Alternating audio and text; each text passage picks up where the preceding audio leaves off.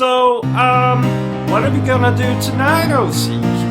Well, the same thing we try to do every night, Bertram. Take over the world. I mean, YouTube. Take over YouTube. Ladies and gentlemen, boys and girls, welcome to Obsessive Compulsive Gaming. I am the Obsessive Compulsive Gamer, joined once again by my faithful manservant / fucktotem Bertram, and this is my review for Resident Evil Revelations 2.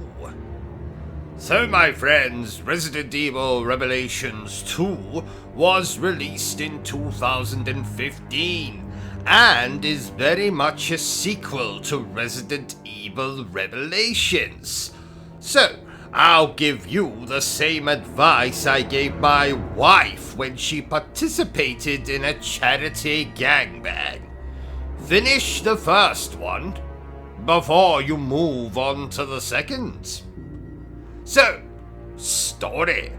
Claire Redfield, Barry Burton's daughter Moira, and other members of TerraSave are abducted and brought to an island. And before you ask, it's not the same island that Claire was abducted and brought to in Code Veronica. So, Claire and Moira have to escape the island while contending with the undead and a villain who may or may not be related to Albert Wesker. Meanwhile, Barry Burton comes to the same island in search of Moira and meets a strange young girl called Natalia, who the villain may or may not have sinister intentions for. Do we understand? No? Tough. Now this game is episodic, which means it's rather like a rent boy spending the night with Jeffrey Dahmer, divided into pieces. Each episode is split into 2 chapters, one where you play as Claire and Moira, and the other in which you play as Barry and Natalia, and the episodes end with a cliffhanger, which is fine if you own the disc version or all the episodes themselves. But at the time of its release in 2015, you had to wait a week in between the episodes. No, dear viewer, I do hate cliffhangers, and I hate waiting. I am the kind of man who was so impatient to receive his inheritance that I dropped a crystal chandelier on both of my parents.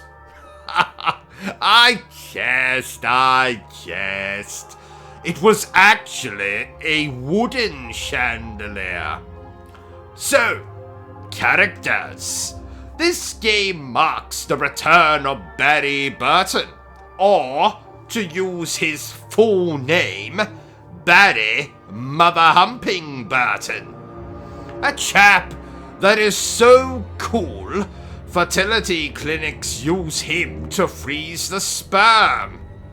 He also has all of the best lines in the game, such as, "You've talked enough, old woman.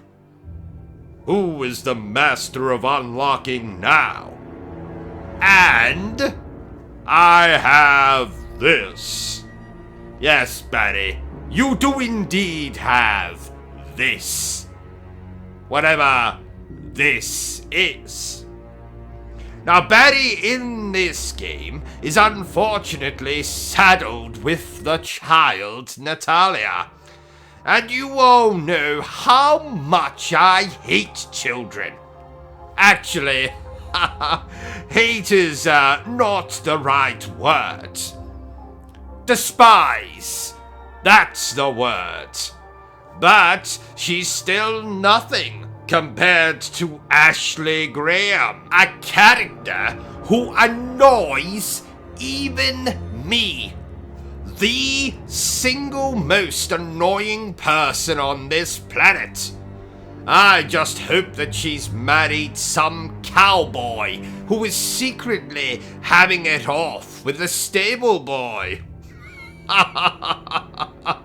But in all seriousness though, the relationship between Barry and Natalia is very sweet. The fact it is hinted she is an evil bitch at the end of the game doesn't change that.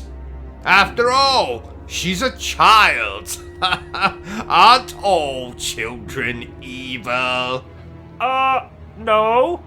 I don't think so. Well, what about Children of the Corn? Or Village of the Damned? Or Matilda? Well, maybe not that last one, but you get my point. Well, just say that I'm right, Bertram. That way I don't have to strangle you with my microphone. oh, of course you're right. Thank you, Bertram. I am right. I'm always right. So, what about Claire's companion, Moira? Well, Moira is what I like to call a foul-mouthed little fucker. Oh, ironic. Bertram, don't use words longer than 4 letters. You just confuse yourself. Oh, okay. Now, like her father, Moira also has some great dialogue. My favorite line of hers being the rather poignant, heartfelt, "Go jump on a dildo, boss."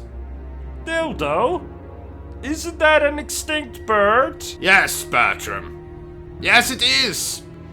It is a phallic-shaped extinct bird. Now, what else can I tell you about? Oh yes! Now this game gives us a new villain in the form of Alex Wesker. Spoilers! What did I just say about using words longer than 4 letters, Bertram? Don't? Very good, Bertram. You're learning. So yes, spoilers, Alex Wesker is the villain here, and she has less screen time than a nun in a brothel.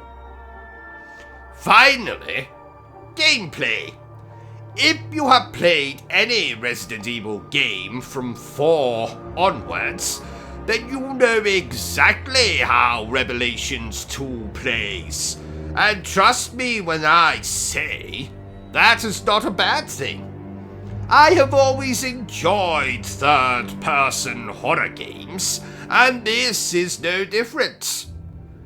Let's leave the fixed camera and tank controls back in the 1990s, along with the Spice Girls, and girls throwing their underpants at Leonardo DiCaprio. Did you know, Bertram, that a girl once threw her underpants at me? Oh, I did not. Yes. I do wish she had washed them first. I had an eye infection for a month. 1 month. 31 days. No, actually, it was a February. 28 days. What was I saying? Oh yes, of course. I enjoy the gameplay in most of the Resident Evil games. Though I will say here and now that whoever made Umbrella Corps needs to have a cactus forcibly inserted into them. So, in conclusion, while I don't think Revelations 2 is quite as varied, scary, atmospheric, or action-packed as the first, it is still a great third-person survival horror / action game, and worthy of any Resident Evil fan's attention. Therefore, I am going to give Resident Evil Revelations 2 an 8 out of 10. Well, there you have it, ladies and gentlemen. My review for Resident Evil Revelations 2. If you've enjoyed this little review of mine, don't forget to give me a thumbs up. If you haven't enjoyed it, well then feel free to give me a thumbs down. Don't forget to hit that like, subscribe, bell button thingy. Please feel free to share the video wherever you can. But remember the single most important thing I always tell you, dear viewer, and that is to always stay obsessed with gaming. Say goodbye, Bertram. Goodbye, Bertram. Are you still here? Go away! I'm sure you've got something better to do with your time.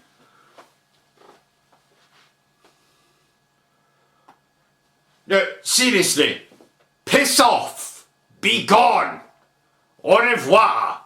Auf Wiedersehen. Bye.